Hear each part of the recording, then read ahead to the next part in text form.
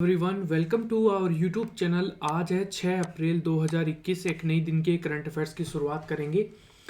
आज का आपका जो सबसे पहला क्वेश्चन है, भारत के नए मुख्य चुनाव आयुक्त यानी कि चीफ इलेक्शन कमिश्नर किसे नियुक्त किया गया है। तो यहाँ पर भारत के नए मुख्य चुनाव आयुक्त बने हैं, ऑप्शन नंबर आपका यहाँ पर करेक्ट है, सुशील चंद्रा। भारत के नए मुख्य चुनाव आयुक्त बने हैं। और यहां पर अगर हम बात करें इन्होंने किसकी जगह ली है, तो ये यहां पर सुनील अरोड़ा की जगह इन्होंने यहां पर ली है। और ये भारत के 24वें मुख्य चुनाव आयुक्त यहां पर बने हैं। इसका मतलब क्या हुआ, सुनील अरोड़ा जो है ये 23वें मुख्य चुनाव आयुक्त हैं। इंपॉर्टेंट क्वेश्चन यहां पर बन जाएगा। अगर हम चुनाव आयुक्त की बात करें, स्टैटिक जीके में क्या क्या क्वेश्चन पूछा जाता है। मुख्य निर्वाचन आयुक्त की नियुक्ति कौन करता है, तो ये करता है राष्ट्रपति। संविधान के किस भाग में निर्वाचन आयोग के बारे में बताया गया है, यह बताया गया है भाग 15 में। संविधान के किस आर्टिकल में निर्वाचन आयोग के बारे में बताया गया है। संविधान का जो आर्टिकल है यहां पर 324, इसके अंदर यहां पर बताया गया है भारत में निर्वाचन आयोग की स्थापना कब हुई।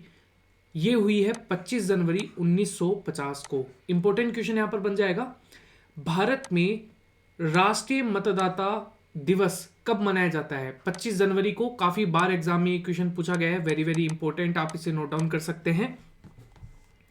भारत के मुख्य निर्वाचन आयुक्त का कार्यकाल कितने वर्ष का होता है, या तो वो 6 साल का होगा या फिर उसकी अधिकतम आयु यानी कि 65 साल तक की आयु तक हो सकता है।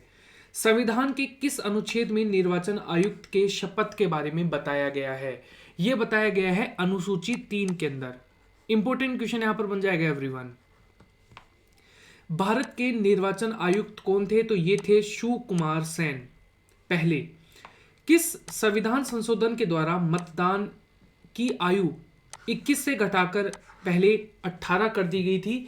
ये की गई थी 61वें संविधान संशोधन जो कि 1989 में हुआ था। ईवीएम का फुल फॉर्म क्या होता है, ये होता है इलेक्ट्रॉनिक वोटिंग मशीन। इसका प्रयोग सबसे पहले किस राज्य में हुआ था, तो ये केरल के अंदर इसका प्रयोग जो है पारूर, वहां पर इसका आयोजन, इसका जो उपयोग है वो किया गया था। इंपॉर्टेंट क्वेश्चन यहां पर बन जाएगा। सेकंड क्वेश्चन देख लेते हैं, किस संस्था ने world in 2030 public survey report को जारी किया है। यह जारी किया गया है यूनेस्को के द्वारा। ऑप्शन नंबर सी आपका करेक्ट है। इंपॉर्टेंट क्वेश्चन यहां पर बन जाएगा।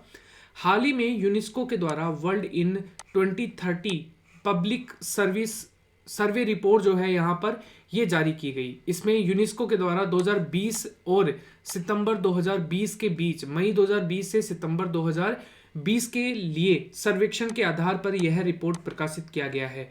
इस रिपोर्ट के अनुसार जलवायु परिवर्तन, हिंसा, संघर्ष और जैव विविधता की हानि और भेदभाव, असमानता, पानी और आवास, भोजन की कमी जो है 2030 के शांतिपूर्ण समाज के 4 सबसे बड़ी चुनौतियां बताई गई हैं। इस रिपोर्ट में 2030 में आने वाली कई कठिनाइयों के लिए शिक्षा एकमात्र महत्वपूर्ण समाधान यहां पर बताया गया है यूनेस्को के द्वारा। यूनेस्को की फुल फॉर्म होती है United Nations Education, Scientific and Cultural Organization, जिसकी स्थापना 16 नवंबर 1945 को हुई थी। इसके मुख्यालय आपको पेरिस, फ्रांस में देखने को मिलेंगे। अध्यक्ष है आनंद ओंजोले।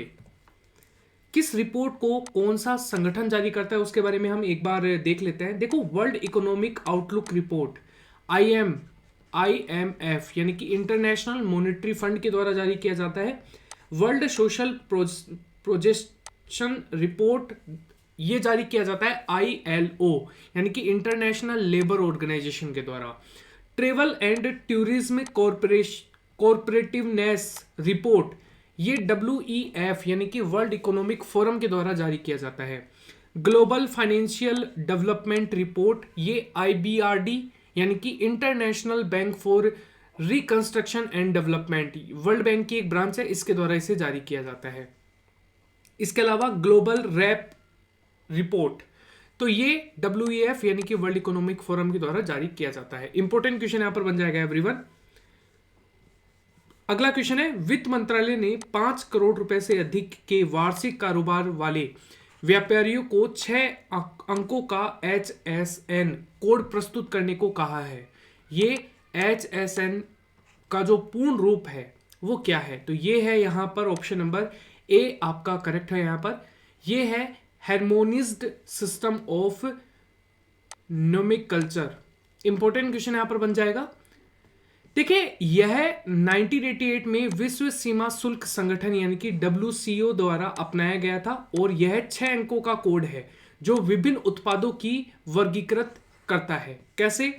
देखो, भारत ने मुख्य रूप से सीमा शुल्क और केंद्र उत्पाद शुल्क के लिए वस्तुओं को वर्गीकृत करने के लिए 1986 में WCO से पहले एक HSN जो कोड प्रणाली है उसको अपनाया था। HSN जो है इसको कोड, ये कोड जो है ये GST और सीमा शुल्क दोनों पर लागू होता है। इसका उपयोग पूरी दुनिया में किया जाता है और वित्त मंत्रालय ने हाल ही में घोषणा की है कि 5 करोड़ रुपए से अधिक के जितने भी वार्षिक कारोबार वाले जो व्यापारी हैं उनको अपने कर चालान पर 6 अंकों का HSN कोड प्रस्तुत करना होगा। लेकिन अगर 5 करोड़ से कोई कम है तो यहां पर वो क्या करेगा, 4 अंकों का HSN कोड प्रस्तुत करेगा। अगर हम 5 इकोनॉमिक फुल फॉर्म बात करें, ठीक है, तो सबसे पहले GDP की बात करते हैं, ग्रोस डोमेस्टिक प्रोडक्ट, फिर CRR, ये है cash reserve ratio, NPA non performing assets, NDP national domestic product और FDI यानी कि फॉरेन डायरेक्ट इन्वेस्टमेंट। अगला क्वेश्चन है, देश का पहला कृषि आधारित सोलर पावर प्लांट किस राज्य में स्थापित किया गया है? First frame based solar power plant स्थापित किया गया है राजस्थान में। ऑप्शन नंबर ए आपका करेक्ट है। देश का पहला कृषि आधारित सोलर पावर प्लांट जयपुर की कोटपुतली तहसील में लगाया गया है और अब किसानों को दिन के समय भी कृषि कार्यों के लिए आसानी से बिजली मिल सकेगी। इस प्लांट से हर साल 17 लाख यूनिट बिजली का उत्पादन किया जाएगा और यह प्लांट प्रधानमंत्री किसान ऊर्जा सुरक्षा और उत्थान महाअभियान योजना के तहत स्थापित किया गया है, यानी कि कुसुम नाम से जो योजना है उससे यहां पर इसको शुरू किया गया है। वर्तमान में कृषि मंत्री है हमारे नरेंद्र सिंह तोमर। राजस्थान की बात की जाए, राजधानी है जयपुर, मुख्यमंत्री हैं अशोक गहलोत, गवर्नर हैं काजलाज मिश्र, मुख्य न्यायाधीश हैं इंद्रजीत मोहंती, 5 पड़ोसी राज्य हैं MP, गुजरात, हरियाणा, UP और पंजाब। लोकसभा की सीटें हैं 25, राज्यसभा की सीटें हैं 10 और विधानसभा की हैं 200। क्षेत्रफल की दृष्टि से भारत का सबसे बड़ा राज्य कौन सा है? तो यह है राजस्थान। इंपॉर्टेंट क्वेश्चन यहां पर बन जाएगा एवरीवन। राजस्थान भारत का और दक्षिण एशिया का सबसे बड़ा रेगिस्तान जो है थार का रेगिस्तान वो राजस्थान में स्थित है। अगर हम अरावली श्रृंखलाओं की बात करें भारत में किस राज्य में स्थित है, तो राजस्थान में आपको देखने को मिलती है। राजस्थान के लोक नृत्य हैं कठपुतली नृत्य है, चौकरी नृत्य है, तेरह ताली है, सुई सुनी है, इसके अलावा पिनहारी घूमर है, बहुत सारे लोक नृत्य हैं जो आपको यहाँ पर देखने को मिलेंगे। अब सबसे पहले हम उन करंट अफेयर्स की बात करते हैं जो कि देश में पहली बार आयोजित किए गए थे। जैसे कि देश का पहला बुद्धिस्ट थीम पार्क कहां पर बना है? सांची शहर में, MP के अंदर बनाया गया है। पहला खेलो इंडिया स्पोर्ट्स स्कूल कहां पर है? यहां पर लॉन्च किया गया है, ये शिलोंग मेघालय में लॉन्च किया गया है। भारत का पहला ट्रांसजेंडर विश्वविद्यालय कहां पर खुला है? कुशीनगर UP में। भारत का पहला स्की पार्क किस राज्य में है? हिमाचल प्रदेश में है। देश का पहला खिलौना निर्माण क्लस्टर किस राज्य में बनाया गया है? तो ये बनाया गया है कर्नाटक में। अगला क्वेश्चन है, अंतर्राष्ट्रीय खदान जागरूकता दिवस international day of mine awareness ये कब मनाया गया? ये मनाया गया है 4 अप्रैल को। बी आपका करेक्ट है। प्रत्येक वर्ष 4 अप्रैल को विश्व स्तर पर अंतर्राष्ट्रीय खदान जागरूकता दिवस मनाया जाता है। उद्देश्य है हर दिवस बारूदी सुरंगों की वजह से पैदा हुए खतरे को सुरक्षा करने और स्वास्थ्य जीवन से संबंधित परेशानियों के बारे में जागरूकता फैलाने के उद्देश्य से मनाया जाता है। अंतर्राष्ट्रीय खदान जागरूकता दिवस जो थीम है इस बार की वो है दृढ़ता, भागीदारी और प्रगति। विश्व शहर सांस्कृतिक मंच 2021 सम्मेलन की अध्यक्षता कौन सा देश करेगा? ये करेगा इंग्लैंड। डी आपका करेक्ट है यहाँ पर। England, Britain, United kingdom. अगर हम यहाँ पर महाद्वीप की बात करें तो ये यूरोप में है। राजधानी है लंदन और करेंसी है पाउंड स्टर्लिंग। यहां पर अगर हम मुख्यालय की बात करें एमनेस्टी इंटरनेशनल का, तो ये लंदन में है। इसके अलावा प्रधानमंत्री हैं बोरिस जॉनसन। अंतर्राष्ट्रीय समुद्री संगठन यानी कि आईएमओ का मुख्यालय लंदन में है। राष्ट्रमंडल जो मुख्यालय है इसका कहां पर है? लंदन में है। इसके अलावा इंग्लैंड की सबसे लंबी नदी कौन सी है? यहाँ पर थेम्स रिवर है। यह भी याद रखना है आपको। अगला क्वेश्चन है, इंडियन अचीवर्स अवार्ड 2021 से किसे सम्मानित किया गया है?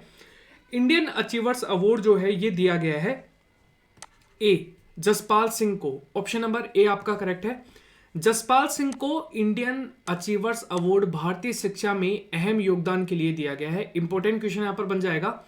अगला क्वेश्चन है यहां पर, सुपारी पाल पुस्तक ये अभी लॉन्च हुई है, तो इसके लेखक कौन है? इसके लेखक हैं doctor Shailendra Joshi. Option number B आपका करेक्ट है एवरीवन।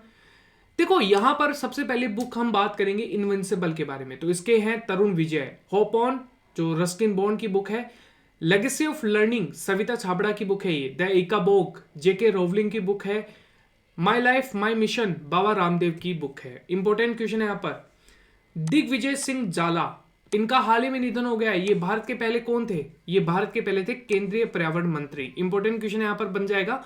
इन्होंने अपना पदभार 1982 से लेकर 1984 तक काम किया इन्होंने, और ये प्रकाश जावड़ेकर जो है ये वर्तमान में हमारे पर्यावरण मंत्री हैं।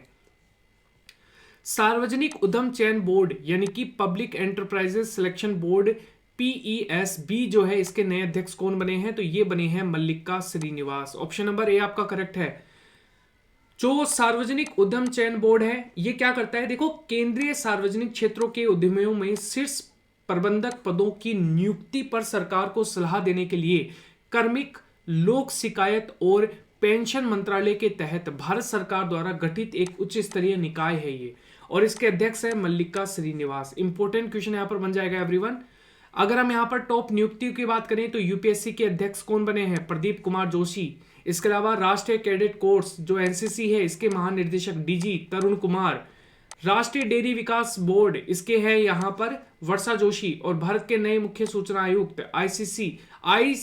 CIC कौन है यहां पर? यशवर्धन सिन्हा। और स्टील अथॉरिटी ऑफ इंडिया के जो लिमिटेड के यहां पर पहली महिला अध्यक्ष हैं वो है Soma Mondal. Thank you everyone. और ये रहा आज का आपका क्वेश्चन, और ये जो क्वेश्चन है आपको इसका रिप्लाई कमेंट सेक्शन में करना है। देखिए कौन कौन कर पाता है। आप लोगों में से कितने लोग हैं जो ध्यान से इस वीडियो को देखते हैं, तो देखते हैं आज कितने लोग कर पाते हैं। Thank you everyone and bye guys, take care.